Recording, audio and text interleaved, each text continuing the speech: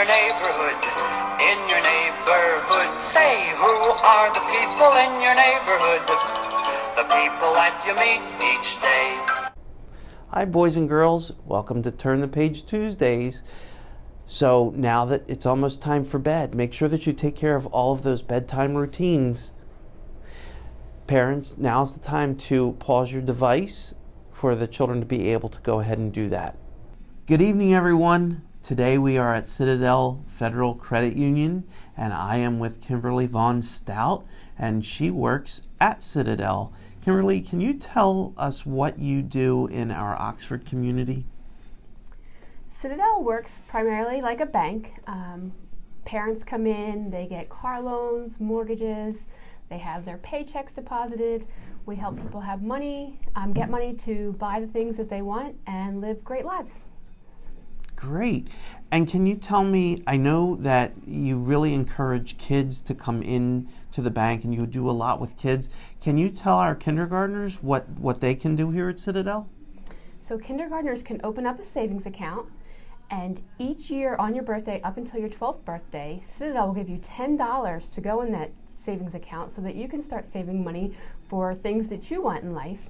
And we have these cute little banks where you can save all your change and collect your change, and we have coin machines outside, and you can come in and cash it in and deposit into your account so that you can save for the things that you like. That's awesome. So it's really important that you come over to Citadel, and that way you can start banking. Can you tell me, for your job, do you have to read? Do you have to know how to read? We do have to know how to read. We read documents all day, loan applications, driver's license, identification. We have to be able to read numbers and words and everything to make all the transactions go smoothly so that people don't have to spend their whole day here. And do you like to read? I do like to read. I like to read fiction stories so that my imagination can run wild. I can pretend I'm on the beach. I can pretend I'm flying on a dragon, anything fun like that. Great. Well, I brought a book with me this evening, and it's actually a Dr. Seuss book. It's about money, and it was donated by Citadel Federal Credit Union, and it lives in our library, but I brought this to read today, and I knew that we were talking about money today, so I wore a tie with George Washington on it, dressed a little in green today. All right, so we can't wait to hear you read this book this evening. Excellent. Buenas noches, estamos aquí hoy en el banco de Citadel, que se encuentra en el parqueo de Walmart. Estamos aquí con Kimberly Vaughn Stout. How are you today? Great, how are you? Good. Y ella nos va a explicar un poquito lo que hace para la comunidad, el banco para la comunidad de Oxford. Can you explain to us a little bit about what Citadel does for the community in Oxford? Citadel spends a lot of time in the community. We offer different relationships with teachers and funding. We donate to the Lighthouse and many other sports and public activities. And we allow people to come in and set up banking accounts, mortgages, cars, autos, everything your normal financial institution would do. So, ellos hacen todo lo que hace una institución de finanzas hace. Ellos hacen parte de la comunidad, hacen donaciones a la escuela, pueden hacer donaciones a otras fundaciones en la comunidad que ellos pueden participar. También puedes venir aquí y abrir una cuenta. So, can you also open an account here? Absolutely. What would you need? To open an account, you need a form of identification and your social security number. So an adult would need a driver's license, state ID, social security number, and children would need a birth certificate and a social security number. So, si tú, un adulto, quisiera abrir una cuenta de banco, tuvieras que necesitar una licencia de manejar y sus seguridades sociales. También, si los niños quieren abrir una cuenta, pueden hacerlo con un certificado de nacimiento. That's wonderful. Thank you. And you're going to share a book with us tonight? Absolutely. Y vamos a abrir un libro en lo que tiene que ver con el dinero. Gracias. So after you guys fill up your little piggy banks with coins, you can bring them into the bank. Take your little snout off your pig. You hold them in here.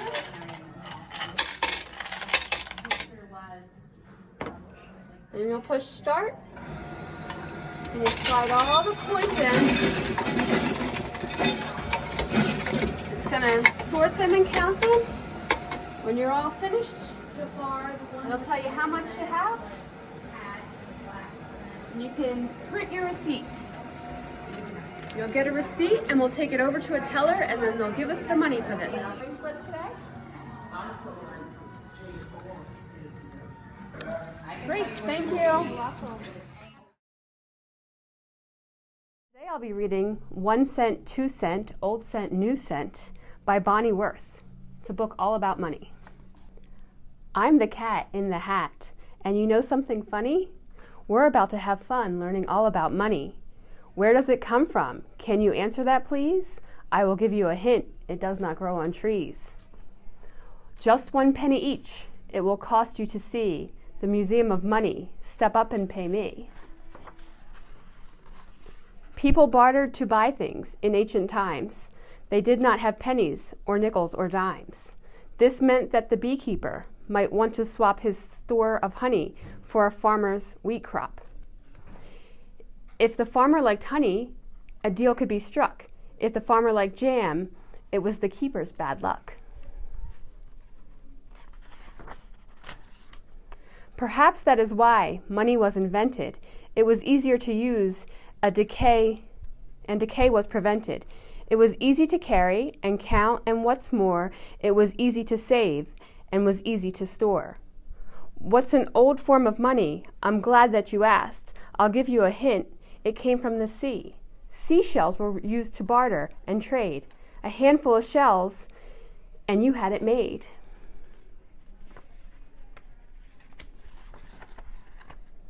Feathers and eggs and leather and jade are some of the other things of which money was made. But eggs could get scrambled and leather got dirty. Money needed to last and be solid and sturdy. So people mined ore, copper, silver, and gold.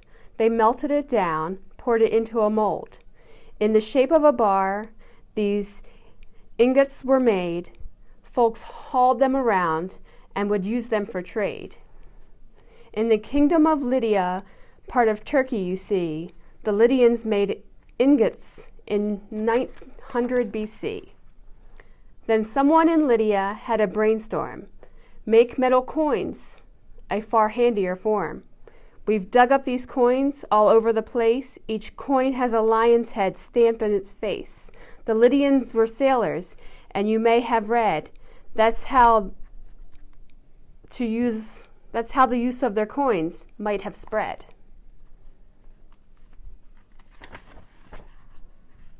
Here is a fact I am happy to tell you. Folks other places began to make coins too. In China, the furthest and far eastern places, some of the coins were shaped, had lines on their faces. Other coins contain holes for a string to pass through, so coins could be carried together with you. A string of such coins added up to a cash and tied to the settings on a belt or a sash.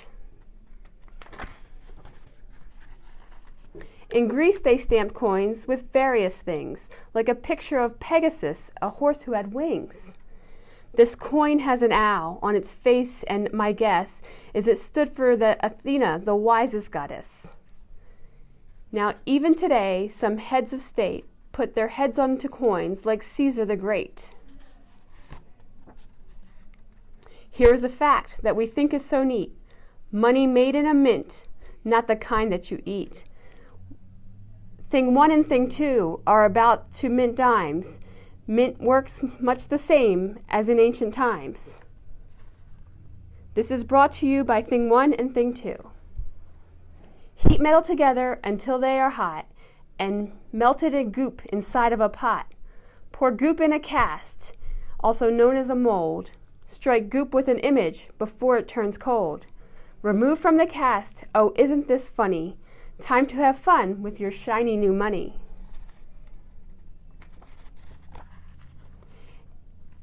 Ancients kept money where they prayed and gave thanks. In this way, the temples became their first banks. The temple you went to, save or to borrow, for as long as 2 years or as short as tomorrow. When your money is saved in a savings account, the bank then pays you a smallish amount. The smallest coin ever is so hard to see. See the Indian phantom next to the BB? You would think that they might lose count of their hoard, but dents in some wood made a neat counting board. From the islands of Yap come the heaviest ones, limestone coins 8 feet wide, each one weighing 3 tons. Carrying these coins, some Yap ships sank. Could you fit a Yap coin in your piggy bank? Traveling to parts of the New World with me, here are some Spanish coins I would like you to see. Spain's explorers sent home from the New World as freight golden doubloons and pieces of 8.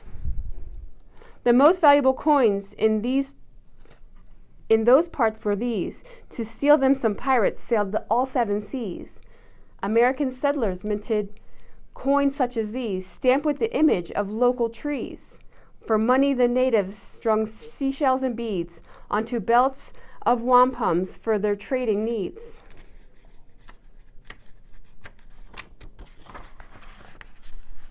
When it began a new nation and free, the United States minted its own currency. I have some with me, as you will see. I have many. The kind that I have is a little red penny. It was made in the year 1793. Here's one to the half-cent you might like to see. Here is another one, it also red. It's a penny we had as an Indian head. In 1909, that's the year I am thinking, we began to mint pennies with the face of Abe Lincoln. During World War II, a brave time I do feel, the pennies were made out of zinc-coated steel. We needed the copper for wartime, but then after the war, we used copper again. Some pennies I've shown you from a long ago are worth nearly $1,000 or so. Here's a great word you can add to your list. A collector of coins is a numismatist. Numismatist? Pennies to dollars, we mint the whole range, but mostly we use all these coins to make change. It's paper that's king, but paper gets rotten, so we make paper money from linen and cotton.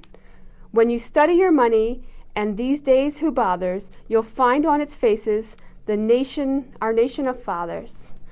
My numbers friend told me of late, you might come from a Spanish pieces of 8. On the 10,000 bill, you'll find the face of Abe Lincoln's treasurer, Salmon Portland Chase. You'll find one around. Will you find one around? No, you probably won't. They no longer print bills of this size. No, they don't. If they print them again, do you think maybe that they might use the face of the Cat in the Hat? The end.